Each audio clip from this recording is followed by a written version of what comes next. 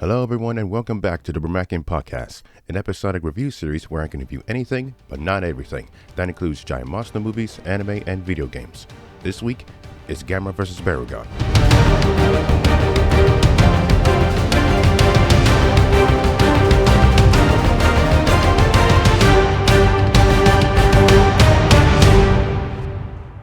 It was after the unexpected commercial success of Gamera the Invisible Giant Monster in November of 1965 and in the US in December of 1966.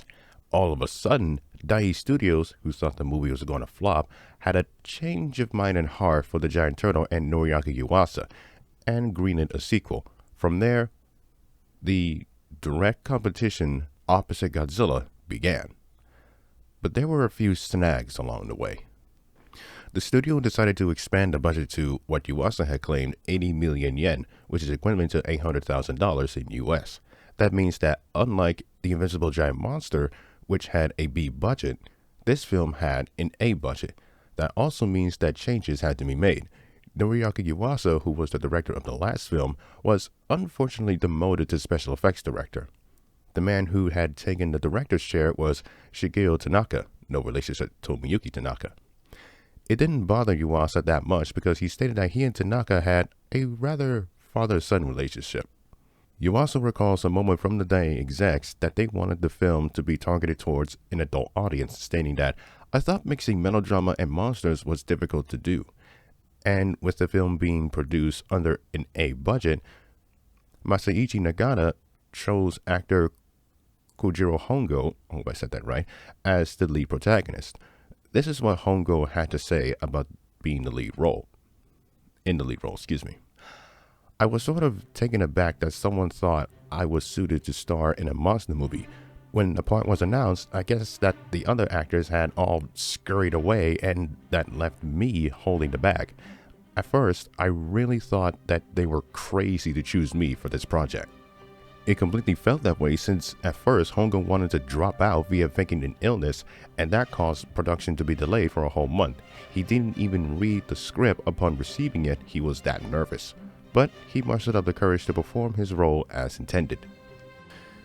Initially, Dai, once filming was completed, had an English dub ready by Access International, but in 1967, American International Pictures Television, AIPT-TV, also what a fucking mouthful that is, acquired the syndicated rights, commissioned a new English dub supervised by Salvatore Belleteri.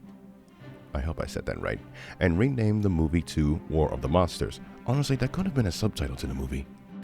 Speaking of which, the sequel to the original Gamera vs. Barugon was released in Japan on April 17, 1966, and on US television in early 1968. The synopsis of the film goes as follows, according to Google. 6 months after Gamera's first appearance and his immediate arrival back to Earth before disappearing anywhere in said Earth, a giant opal from New Guinea is brought back to Japan, and the new monster Barugon is born. The creature attacks the city of Osaka by emitting a rainbow ray from its back, don't ask, along with a freezing ability with its tongue. Seriously, don't fucking ask. It will be a challenge for not only Gamera, but the entirety of Japan. After the 2-minute break, I'll give you my final thoughts. See you then.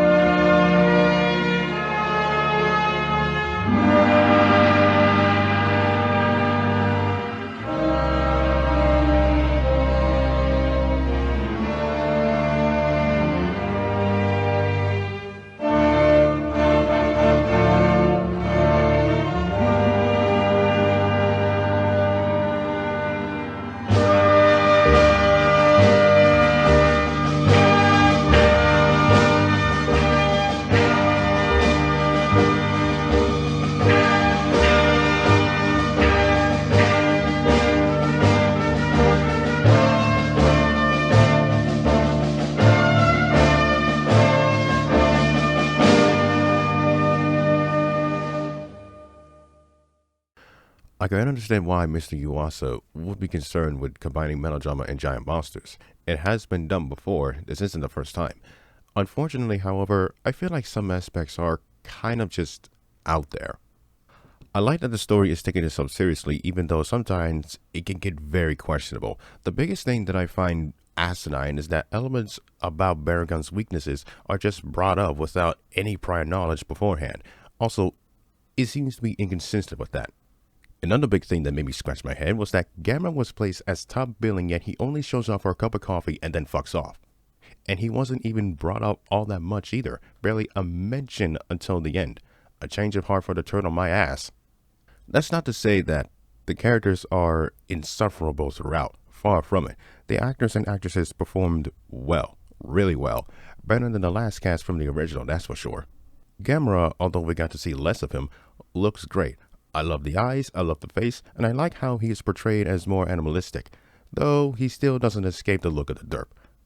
Barugon is even weirder than Gamera, but at least it's unique, although I wish his roar didn't sound like a mutated cat. The effects are literally on par with Godzilla's and miles better than the previous film, though it suffers from the fight scenes moving at a pace of a snail moving through a trail of molasses, and the music is pretty much improved. A better composer that uses original tracks and variations and not reusing the same fucking thing over and over and over again. In the end, Gamera vs. Barugon is one of those movies that can be looked at as the best of Showa era Gamera. It's not perfect, sure. Could it be better? Maybe, but I can safely say that this movie is one of the good ones. The good ones. We're heading back to Toho and... Jesus fucking Christ.